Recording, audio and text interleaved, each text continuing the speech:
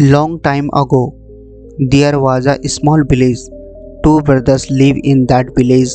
The elder brother was blind, so he always stayed at home, and the younger brother used to do farming. Due to excessive entry of animal into the field, the entire crops get spoiled, due to which the younger brother was very upset. One day, he got an idea and thought, why don't I take the help of my elder brother to drive away these animals from the field? Anyway, the elder brother is blind. He will sit in the fields, and when the sound of animals comes, he will shout loudly and drive away the animals can also. This will save our crops from getting spoiled. After thinking this over, he prepared a hut in his field and made his blind brother sit in the field. And he said, brother, if you hear the sound of any animal, then you shout loudly. On hearing this, the animal will run away from here, and our crops will not get spoiled. The elder brother happily agreed with his brother, and he started living in the field. Whenever he heard the sound of any animal, he used to shout loudly, due to which those animals would run away from there. Many days had passed since then. Then one day, a deer came running into his field, and he broke the barrier in the field and ran away from there. But while chasing the same deer, a king also reaches that field, and then the king's eyes fall on that blind man. The king tells him to the blind man, look, I have come here chasing an animal. Have you seen that animal here? But the man say, Rajan, I am blind. How can I see any animal? But I can definitely tell you that the animal has escaped from my field, is not worthy of you, and don't waste your time chasing him. The king was astonished to hear the words of the blind man. The king started thinking that he is blind. Then how did he know that the deer I am looking for doesn't deserve me? Then the king said to the blind man, are you lying to me that you are a blind? And how did you know that the animal ran away from here? He is not worthy of me.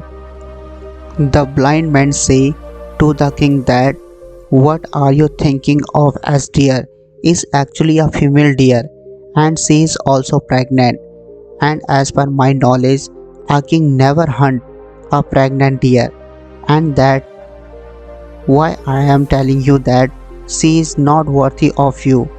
Hearing this, the king was further astonished as to how the blind man could know that the deer was pregnant.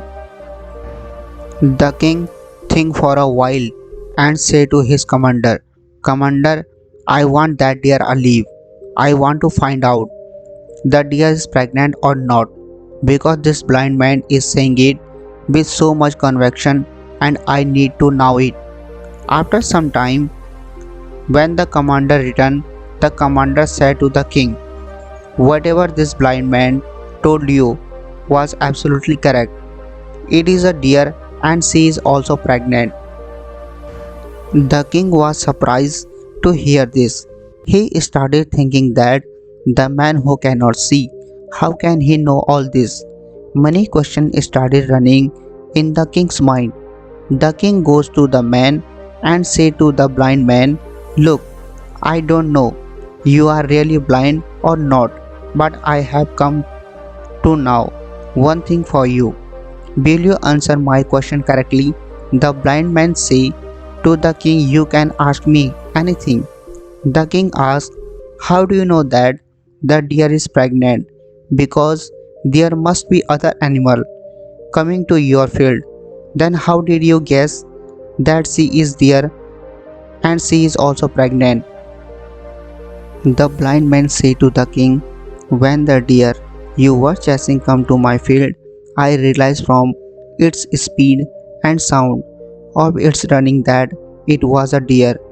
and the barrier of my farm, which is built around the farm to stop animal, is very small.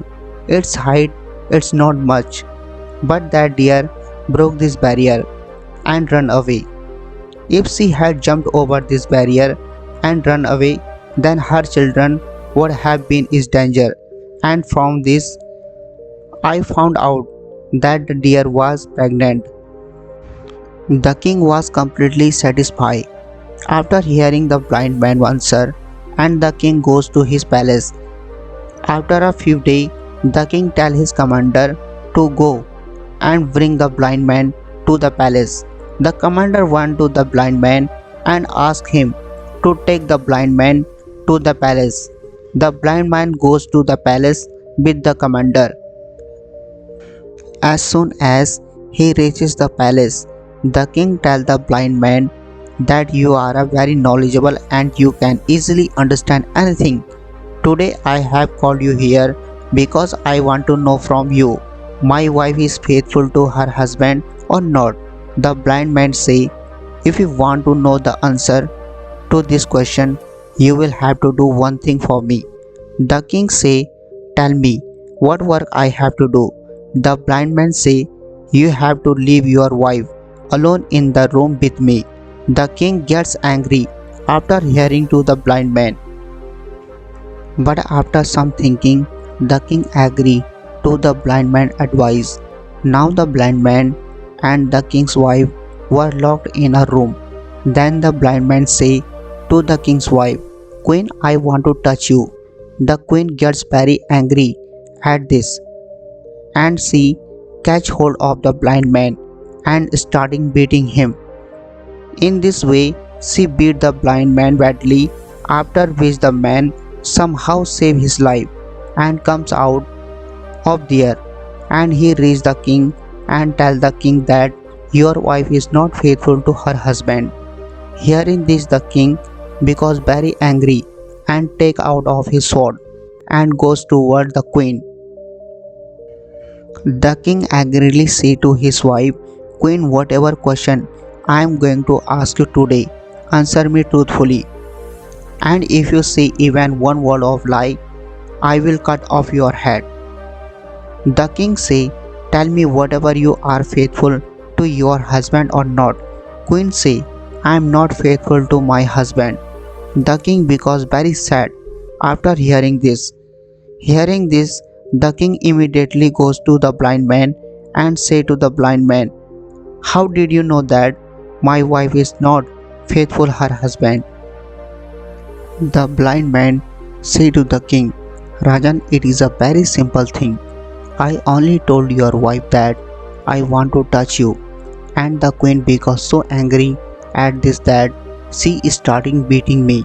And a wife who is faithful to her husband does not touch any stranger. The king say to the blind man, how do you know which is right and which is wrong? The blind man tells the king that the three ways I am going to tell you.